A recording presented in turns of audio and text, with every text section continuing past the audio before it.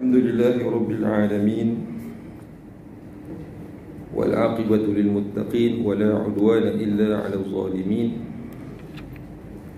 Asyhadu an la ilaha illallah wahdahu la syarika lah, wa asyhadu anna sayyidana Muhammadan abduhu wa rasuluh. Allahumma salli wa sallim ala sayyidina Muhammad wa ala alihi wa sahbihi wa man tabi'ahum ihsanin ila yaumiddin, amma ba'd. Yang dimudahkan Al-Fadhil Imam, seterusnya tuan-tuan, puan-puan, muslimin, muslimat, mukminin, mukminat, rahimakumullah.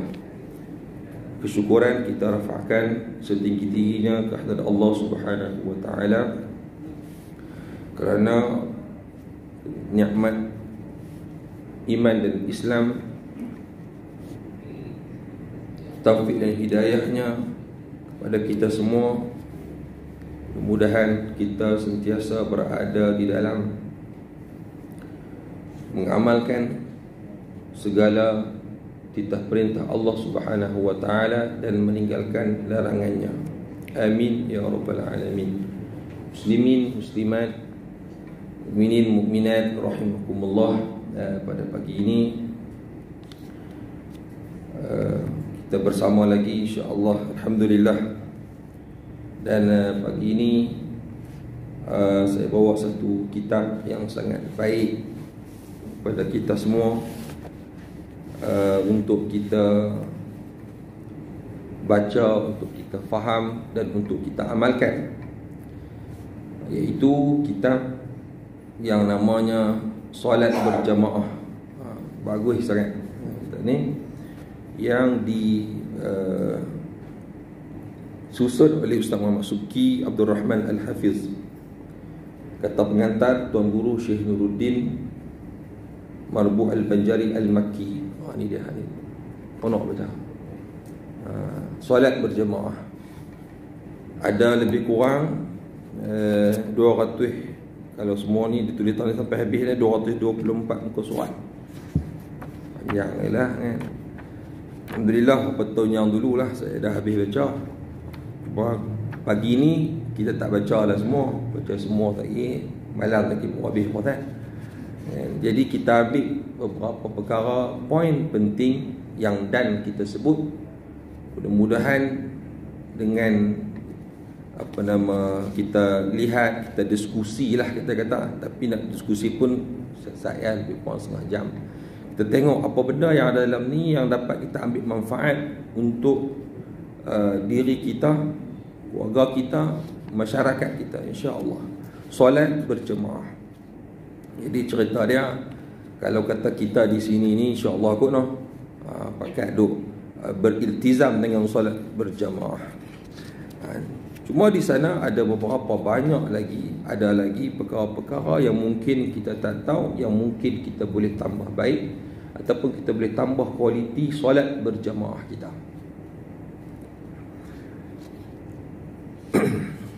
Sangat penting kerana ada disebutkan di sini,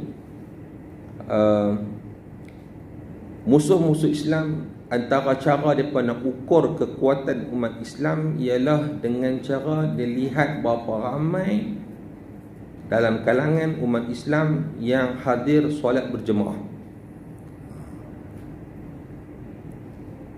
Berapa persen, berapa banyak umat Islam.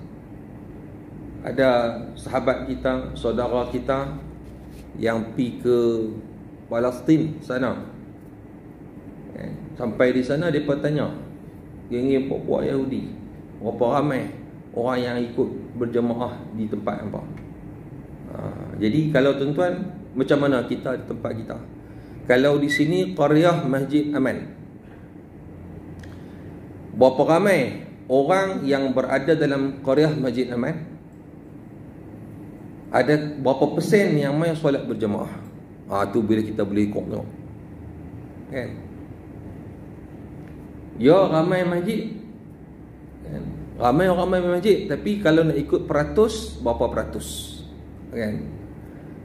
Jadi tak bolehlah kita nak ukur hak yang Korea yang kecil. Macam kami Korea kecil, Kalau main sikit pun, kalau tengok persen, Oh, kira banyak. Macam itulah lebih kurangnya, kan? Kalau tempat yang ramai orang, tapi yang ramai nampak macam ramai, tapi kalau nak tengok persen, tak cukup ni, kata, kan? Itu kita tengok balik.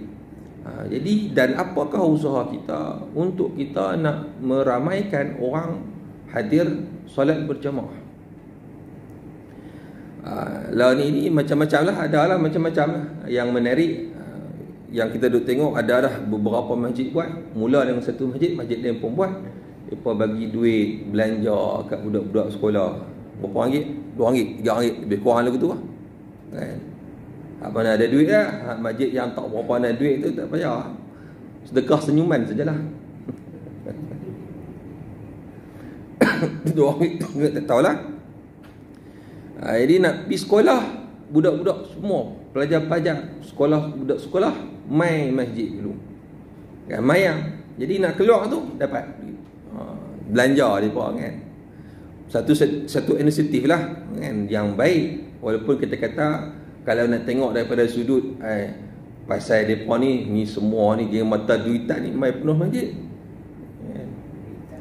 Mata duitan nak belanja apa-apa mudah, kan. Ya, itu cara kita nak mendidik.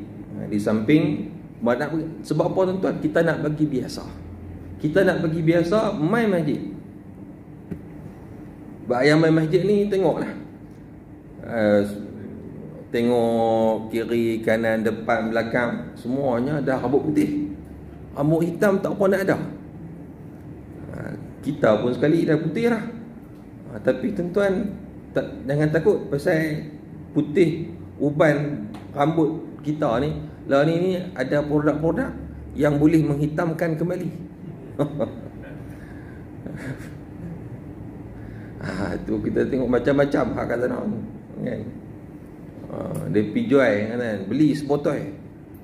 Ni garanti sebulan 2 bulan hitam rambut balik, kan. Cukup vitaminnya dan sebagainya, wallahu alam. Baik, tuan yang dirahmati Allah sekalian, saya akan bacalah beberapa perkara yang agak kita kata yang boleh kita yang penting, yang boleh kita jadikan panduan. Kita baca. Nak baca semua tak, dan kita baca pilih-pilih sikit-sikit. Dan semalam tengok sikit-sikit balik, tengok balik. Untuk apa? Untuk bagi kita bermotivasi tinggi untuk kita melaksanakan, untuk kita hadir solat berjamaah, iltizam dengannya. Umumnya ni apa nak kata pengantar, umat Islam tidak menolak kepentingan solat berjemaah. Semua kata bagus, elok, afdal dan sebagainya, kan. Cuma setakat mana keutamaan diberikan untuk melaksanakan pertembungan di antara tuntutan duniawi dan ukhrawi. Tapi bila kadang-kadang, dan biasanya boleh jadi kita kata juga, bila ada pertembungan kerja dunia, kerja akhirat, mana kita utamakan dunia. Satu contoh yang boleh kita nampak lah, tuan-tuan. Satu tempat ramai orang main solat berjamaah, tapi hari itu siapa tak ramai? Waktu zuhur, pasal kenduri. Tengok kadang-kadang tu macam tu, biasa. Saya tengok beberapa tempat, terperhatilah tengok, kan. Sebagai kita kata, kita ambil pengajaran. Waktu tak ada kenduri, ramai boleh main. Bila main waktu kenduri, awak yang kurang. Ada kenduri sebelah tu. Kadang-kadang bukan jauh mana apa kenduri, depan masjid, belakang masjid, tepi masjid, kan, kiri kanan masjid, atas masjid tak ada lah kot. Dia sibuk tak tahu lagu mana, sampai dia tak dan nak main solat berjamaah. Padahal bukan apa pun, habis makan dah apa semua, cuma nak jumpa kawan, nak menyembah apa semua lagu tu lah. Ni kenduri dah boleh buka dah ni, kan. Alhamdulillah. Jadi dia tidak ada rasa kadang, ya kalau kita tengok nanti ni ada disebut tak ada lagi. Tak masuk lagi. Tak apa, kita cerita yang tu sampai di situ. Jadi perkara yang begini menyebabkan kita kata apa yang menjadi kesusahan kepada kita, sehingga kita tak mampu untuk melaksanakan solat berjamaah. disebut dalam kitab ini, di antara sebabnya ialah dikarenakan dosa yang telah dilakukan. Itu yang menyebabkan tak boleh main masjid. Jadi taklah pula kita yang boleh main masjid ni kata aku tak ada dosa. Tak juga. Jadi beringat belakang lah. Hak main masjid pun kena beringat, hak tak main masjid pun dia kena beringat. Sebab manusia ni kita tak tahu di manakah pengakhiran kita. Baru ni kami pergi ke Melaka dengan surat lah, dengan kebenaran lah. Ni ke payah ni, tapi kita tak apa, tak selebriti kan. Kalau selebriti, riuh kan. Nilofa dengan Puris pergi bulan madu Langkawi, riuh satu negara. Kita tak apa lah, bukan selebriti kan.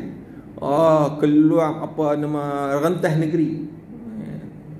Rupanya mereka ada urusan lain. Tak apalah, selesailah yang tu.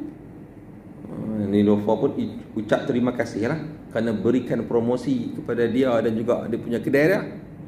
Napi dia tahu. Ikutlah kan. Dalam Kawi kata ada 2-3 tempat, dia kata dia punya orang panggil apa, kedai dia. Saya dengan tak langsung memberikan promosi kepada dia pula pagi ni. Kalau Nilofa dengar ni, dia kena bagi saya sikit komisen. Baik, kita tengok lagi. Tuan Guru kita kata, saya berpendapat elok kita menguatkan pegangan hati kita terlebih dahulu kepada meneliti ayat Al-Quran dan hadis-hadis yang berkaitan. Untuk apa? Untuk kita mantapkan kefahaman kita, untuk kita menguatkan keazaman kita, untuk sama-sama hadir solat berjamaah. Ayat Quran disebut antaranya dalam surah An-Nisa. Ya, An-Nisa. Dalam perang pun kita dituntut untuk solat berjamaah. Dalam perang kan ada, saya ingat Angkatan Tentera Malaysia pun, tentera Malaysia pun dia ada buat apa nama, dia ada buat praktikal, solat praktikal untuk kalau berlaku perang, bagaimanakah solat secara berjamaah. Tu dalam perang, tuan-tuan. Ada bangkit, kawan ni bangkit, barisan ni bangkit, kawan tu duduk, kawan ada lah dia punya kaedah dia tu kan. Tu ketika perang, tambah kita tak perang pun, perang mulut ya kita ni kan. Aku tak tak betul, aku betul, ada macam ni lagu tu lah kita kan. Perang mulut. Di sini Abu Hurairah radhiyallahu anhu telah meriwayatkan bahawa Rasulullah sallallahu alaihi wasallam bersabda, panjang juga di sini nak baca. Salatul rajul fi jama'ah tudha'af ala salatihi fi baiti wa fi suqihi 25 dha'fan. Salat seorang lelaki itu secara berjamaah akan digandakan pahalanya 25 kali ganda berbanding solatnya di rumah ataupun di pasar. 25 darjat. Hadis lain sebut 27 darjat. Pasal apa yang jadi macam tu? Dia kata seorang tu bila dia yang jadi dia berwuduk, dia elokkan wuduknya, keluar untuk pergi ke masjid, kemudian satu langkah dia pergi ke masjid akan bertambah darjat dia di sisi Allah Subhanahu Wa Taala, dihapuskan daripada dia satu kesalahan satu langkah. Kita pernah kira dah langkah kita, tuan-tuan? Tak banyak langkah dah, Ustaz. Bagaimana? Naik kereta, naik motor. Dia kira ke mana? Dia kira roda pusing kan? Wallahu alam. Pahala pun semua ni kita buat je lah. Ni nak abang kata kelebihan. Kelebihan fadail. Kita mai ke masjid dikira tu. Tapi kalau itu untung kita main dengan kereta kan. Lebih motor dua roda, kalau kira apa pusing lah kan. Dikira kalau motor dua roda, dua tayar. Tapi kalau kereta 4. Kalau begitu ustaz seorang tu ada trailer, sampai dengan trailer banyak lagi. Wallahu a'lam lah, yang tu kita tak tahu lah yang.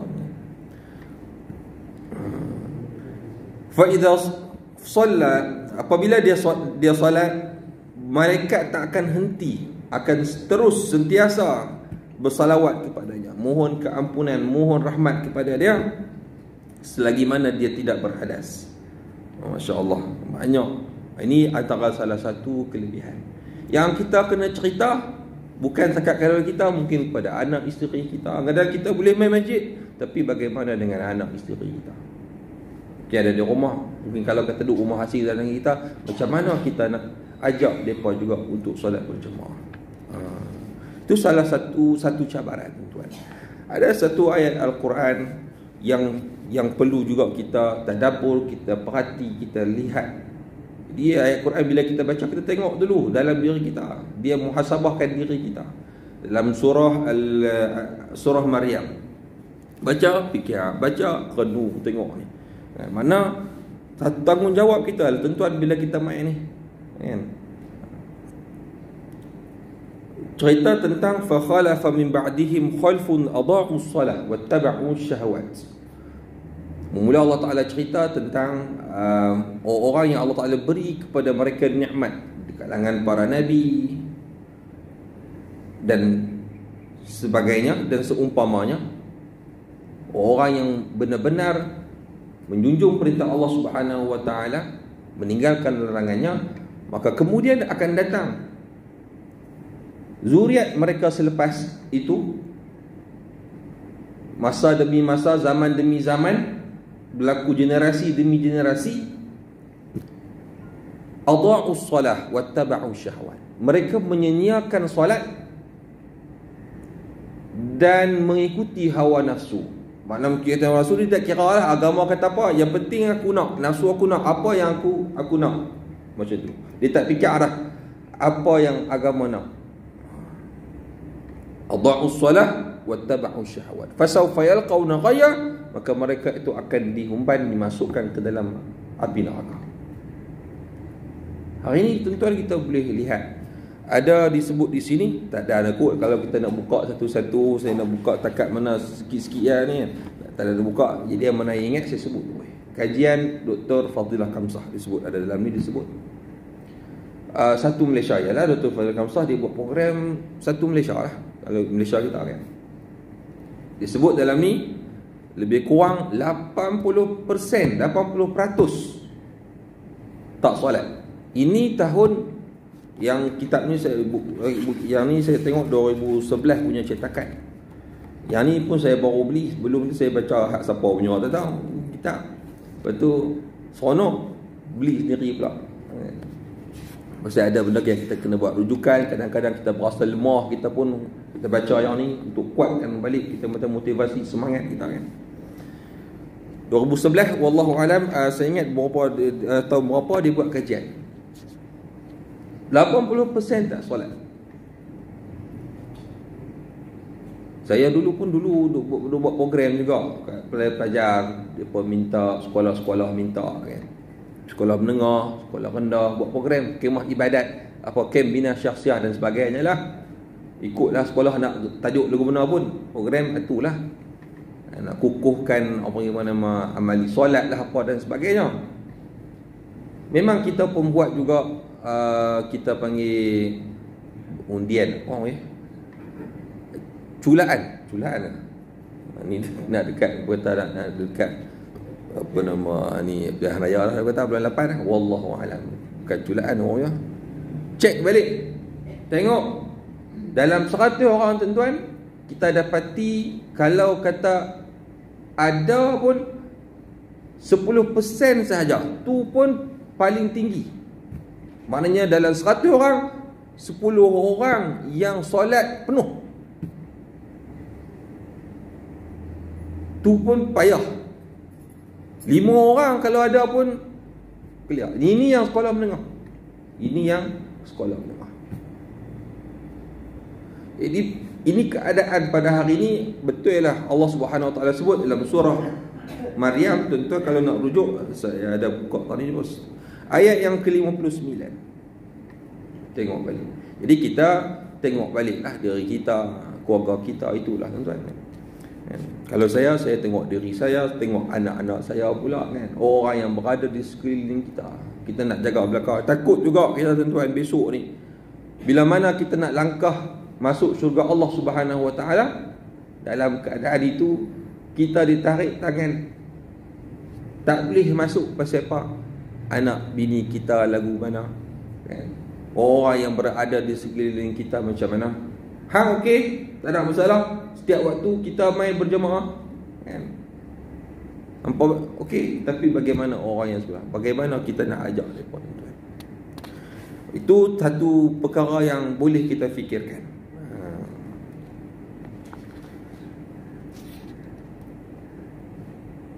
Baik, kemudian dia sebut di sini, selama 13 tahun baginda Nabi SAW tinggal di Mekah. Solat berjemaah tidak dapat dilaksanakan secara aman kerana pengikut baginda sentiasa berada di dalam keadaan tertekan dengan pihak kafir Quraisy. Nabi SAW dan para sahabat hanya solat bersembunyi atau bersendirian di rumah masing-masing. Itu waktu di Mekah. Ketika berpindah ke Madinah, barulah Nabi SAW mendirikan solat secara berjemaah dan terang-terangan baginda melakukan secara berterusan sampailah sehingga ke akhir hayat baginda. Sehingga keadaan baginda, keadaan dalam sakit tenat pun, baginda masih hadir solat berjemaah, dipapah oleh sahabat, dipapah untuk solat. Kita kadang-kadang sikit-sikit dah tak boleh lah. Tapi lah ni ada berkata tak boleh. Kalau kata ada simptom COVID-19, tak boleh main.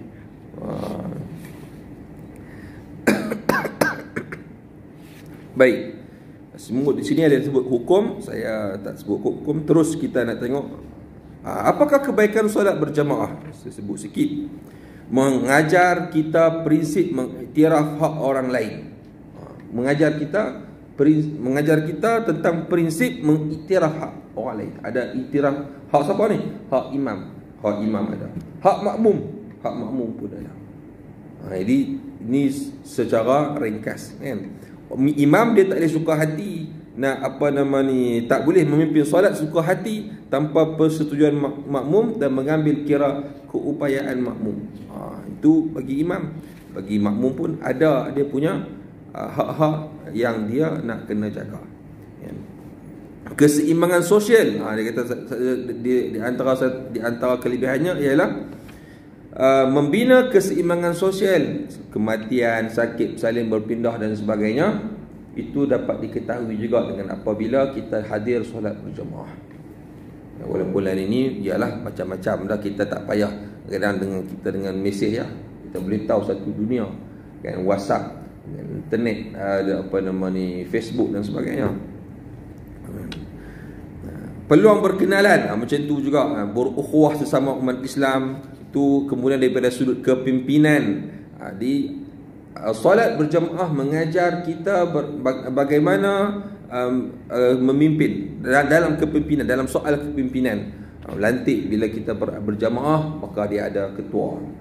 Kalau kata di dalam solat berjemaah, boleh di antara mana-mana makmum dilantik untuk jadi imam. Walaupun di sana kalau di sudut pembahasan fiqahnya ada lagi lah, maksudnya siapa yang lebih baik, yang afdal untuk jadi imam.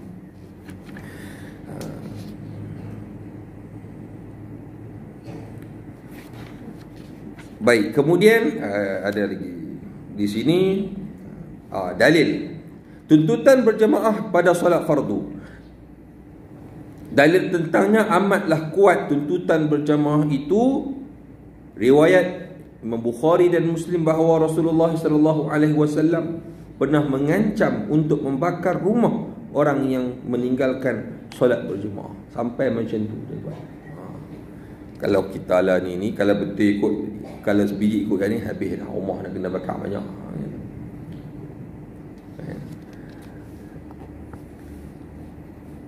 Imam Muslim pula meriwayatkan, tapi bahaya buat ni kan, rumah bersama-sama habis semua.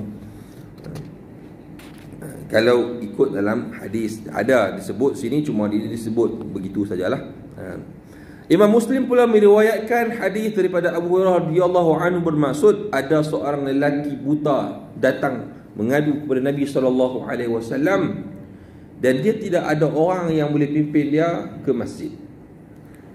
Dia tanya Rasulullah, kok dia boleh keuzuran, keizinan supaya tidak ada masjid solat. Pada mulanya baginda kata okey, boleh sebab keuzurannya. Tetapi kemudiannya baginda tarik balik. Tanya balik.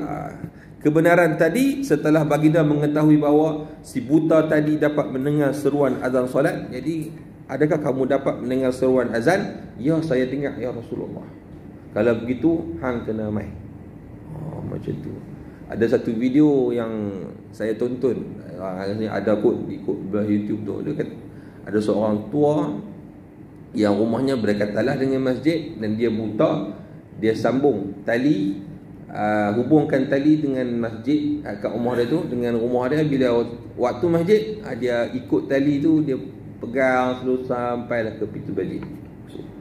Sampai macam tu tuan-tuan, keadaan kepentingan solat berjemaah. Baik. Ada lagi sikit masa. Fadilat dia kita tak sebut, baru kita masuk kata pengarang.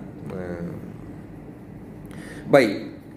Kenapakah buku ini disusun? Kerana melihat kepada kepincangan yang begitu ketara dalam masyarakat dewasa ini, terutama kepincangan dari segi agama, akhlak dan moral. Berlaku banyak sangat pada hari ini. Masyarakat bertanya-tanya bagaimana ingin mengubati penyakit yang begitu parah ini. Percaya ataupun tidak, penyakit yang macam ini, yang macam-macam yang ada hari ini tentang agama, sosial, akhlak, moral dan sebagainya, sebenarnya hanya boleh diselesaikan dengan solat berjemaah. Tapi bila kita dah meninggalkan solat berjemaah, kita jadi umat Islam yang macam ada pada hari inilah. Di mana tempat pusat pengajian yang benar-benar beriltizam, yang sangat-sangat mengutamakan, yang sangat-sangat mementingkan solat berjemaah. Di sekolah rendah, di sekolah menengah, di universiti, di pejabat dan sebagainya. Ataupun kita pandang sepi, seorang-seorang sendiri-sendiri je lah. Awak nak semayang, pergi. Nak bekerja, teruskan, ikut suka. Itu yang kita boleh nampak, yang kita boleh lihat pada hari ini lah. Dia tak ada masuk dalam markah periksa tuan-tuan, kan? Tapi tak bagi masuk pun susah nak buat masuk macam mana, kan? Kita nak buat ujian lagu mana ni, kan? Kecuali kita main tengok masjid ada dia punya cok tok imam kan, ni masuk dalam markah periksa.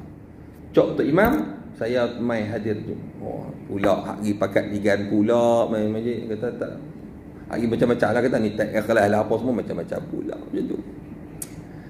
Ini bagaimana yang kita nak buat? Kalau kata sekolah rendah UPSR, mudah-mudahan UPSR ada lah tahun ni kan. Kata tak ada lah, mereka buat sistem apa tu, ini apa, PBD lah apa. Ada 5 patah pelajaran.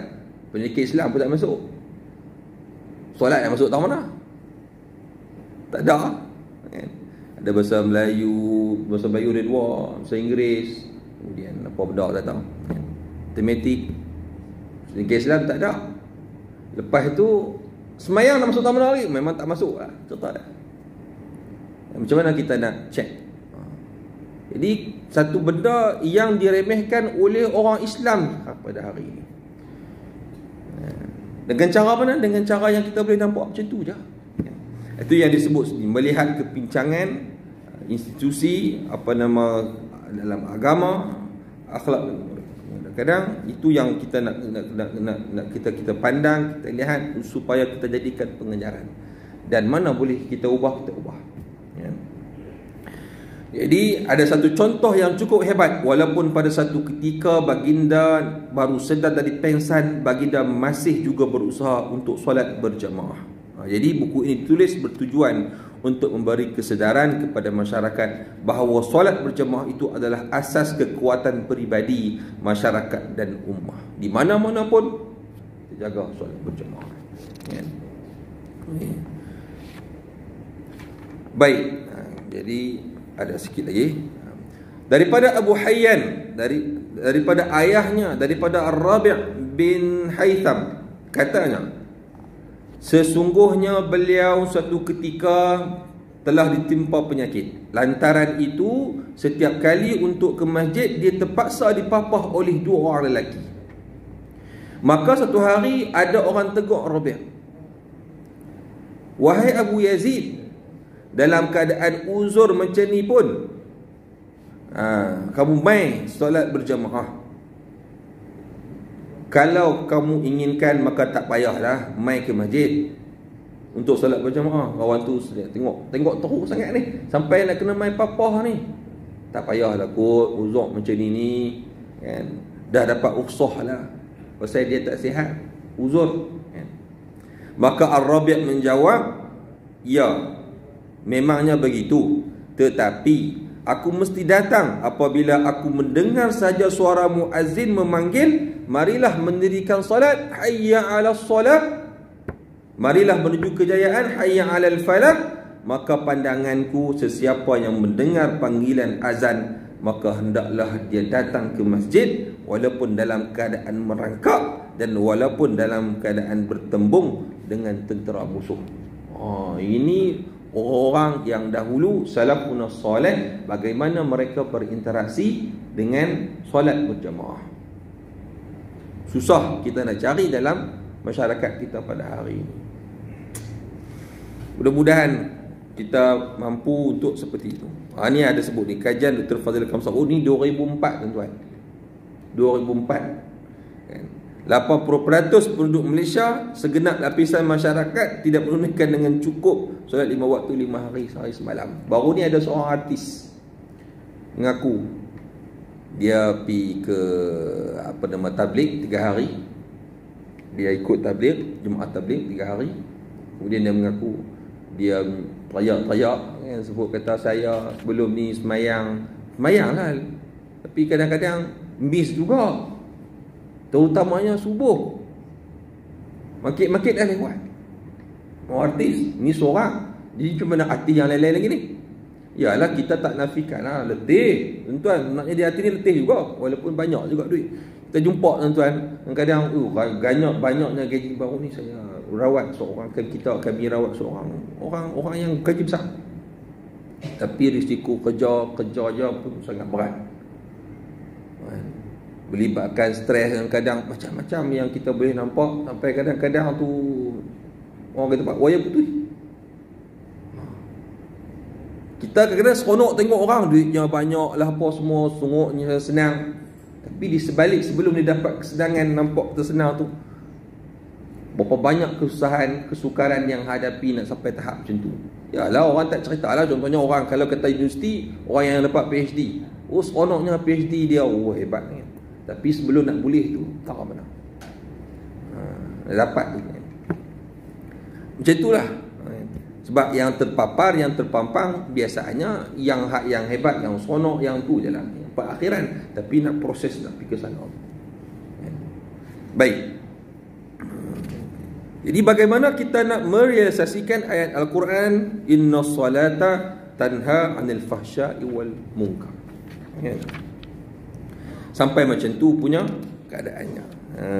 Bagi merungkai masalah ini, jawapannya cukup mudah, iaitu kembali kepada ajaran Islam yang sebenar. Hakikatnya formula untuk menyelesaikan masalah penyakit masyarakat ini sudah lama terbentang di depan mata, cuma kita umat Islam tidak mahu mengamalkannya. Sebab tu ceritanya tuan-tuan, dalam kita nak merealisasikan solat berjamaah ini, merangkumi seluruh masyarakat umat Islam, dia semua orang memainkan peranan. Kalau dalam keluarga mak ayah, dalam qaryah, masjid, JK masjid, ada juga tuan-tuan berlaku orang tak mau main masjid. Pasal apa? Pasal pengurusan masjid Nuh ni kan. Pun ada sini, insya-Allah lah tak berlaku tempat yang lain. Pasal apa? Jemaah kurang. Pasal kalau pi nak klik tempat masjid yang mulia, rumah Allah, jadi tempat nak klik pula dak bertubuk. Ada makmum, imam nak tubuk dengan makmum sama makmum dan sebagainya. Kan? Kita boleh tengok yang ada. Jadi kita ambil pengajaran, kita insaf dengan kawan. Jadi dan peringkat, sampailah peringkat yang tertinggi daripada individu, keluarga, masyarakat, pemimpin masyarakat, dan sampailah negara.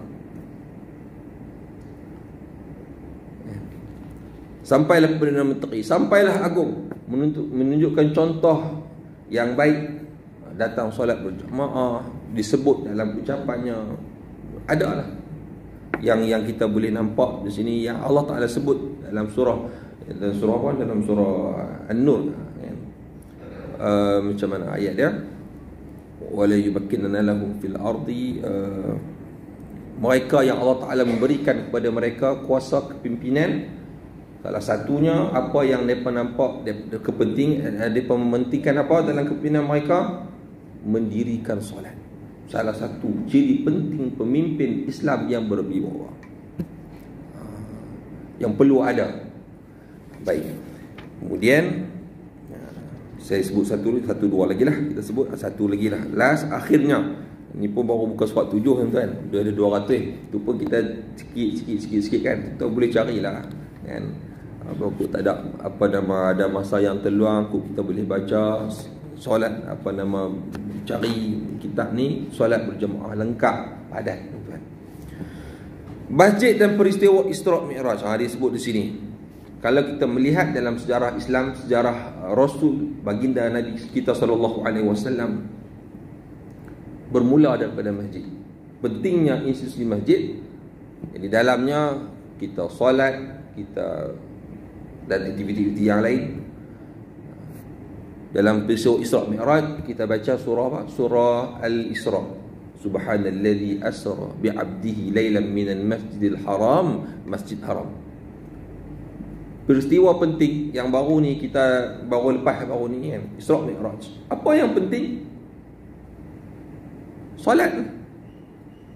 Kemuncaknya adalah solat kan? Kemudian apa yang boleh kita tengok situ? Bermula dengan masjid. Minal masjidil haram ilal masjidil aqsa. Itu Isra'. Mi'raj daripada masjidil aqsa sehinggalah Sidratul Muntaha. Pentingnya institusi masjid yang perlu kita tegak kuatkan. Kita ini kalau kita lihat banyaklah. Kalau kita di Kedah ni macam mana keadaan dia berbeza dengan negeri yang lain. Kalau kita jumpa kawan-kawan, kalau saya lah jumpa kawan-kawan, dia bertanya Kedah imam apa? 1, 2. Kita 1 tu lah imam kan. Kalau tempat-tempat negeri-negeri lain yang mungkin dia lebih banyak dia punya keuangan, pendapatan sebagainya kan. Ada sampai seorang 1, 2 imam, 3 imam, imam 1, imam 2, imam 3. Kita seorang tu pun letih lah tu. Seorang tu baru ni dengar serta kata nak tambah, nak bagi imam yang kedua, bagi Al-Hafiz ke apakah, tak tahulah boleh bila nak buat tak. Ni kata MB kita jumpa apa benda tu kan, apa nama galium, apa nama galian apa, kok boleh lah kot ni. Mudah-mudahan benda nak beritahu kan. Ada kata pelaburan pun masuk banyak arah ni kata kan, kok boleh. Kita antara perkara yang kita nak kena mantapkan adalah institusi masjid. Jadi banyaklah situ perkara yang nak dibincangkan. Baik, para ulama menyatakan ia memberi mesej bahawa untuk mencapai kebahagiaan hidup di dunia akhirat, manusia tidak boleh lari dan menjauhkan diri dari masjid dan solat. Tempat berjemaah ni di mana? Di masjid lah. Kombinasi terbaiknya ialah solat itu mestilah ditunaikan di masjid bagi mencapai kemuncak kecemerlangan hidup di dunia dan akhirat. Dalam kitab ni pun dia ada bincangkan. Saya dan pernah juga soalan kepada saya, Ustaz, macam mana saya tak main masjid tapi saya berjemaah di rumah dengan isteri, dengan anak-anak. Itu pun ada disebut di sini dan saya pun tak ada nak sebut panjang-panjang macam-macam. Banyak ni seronok kan. Saya dah habis kali kita mau baca, tu pun tak ingat sangat lah. Tapi nak kena baca lain, insya-Allah mudah-mudahan dia memberi panduan dan manfaat kepada kita semua. Tuan-tuan pun boleh cari, saya ingat ada di nama Pustaka Darussalam, keluaran Telaga Biru. Keluaran Telaga Biru. Solat berjemaah ni elok, cantik. buat kita baca lah. Yang saya hari ni buka lah, orang bagi review, macam review kitab ataupun kita sebut secara keseluruhan tu pun tak seluruh lah, ada beberapa, ada 6 bab di sini. Ada hukum-hukum solat berjamaah, adalah beberapa furuk, masalah-masalah yang dibincangkan yang insya-Allah memberi manfaat kepada kita semua. Tuan-tuan, saya ingat setakat ini yang boleh kita kongsikan pada pagi ini. Mudah-mudahan meningkat keimanan, ketakwaan, ilmu kita dan dapat mengamalkan apa yang kita belajar. Allahumma anfa'na bima 'allamtana wa 'allimna ma yanfa'una, rabbana zidna 'ilma wa rzuqna fahma. Sekian, sallallahu ala sayyidina Muhammad wa ala alihi wasallam. Walhamdulillahi rabbil alamin. Bismillahirrahmanirrahim. Alhamdulillahi rabbil alamin. Wassalatu wassalamu ala asyrafil anbiya'i wal mursalin wa ala alihi washabbihi ajma'in. Allahumma anfa'na bima 'allamtana wa 'allimna ma yanfa'una. Rabbana zidna 'ilma warzuqna fahma. Rabbana atina fid dunya hasanah fil akhirati hasanah wa qina adzaban nar. Sallallahu ala sayyidina Muhammadin wa ala alihi washabbihi wasallam. Alhamdulillahi rabbil alamin. Ya rabbal alamin. Qabbalallahu minna wa minkum taqabbal. Sekian. Assalamualaikum warahmatullahi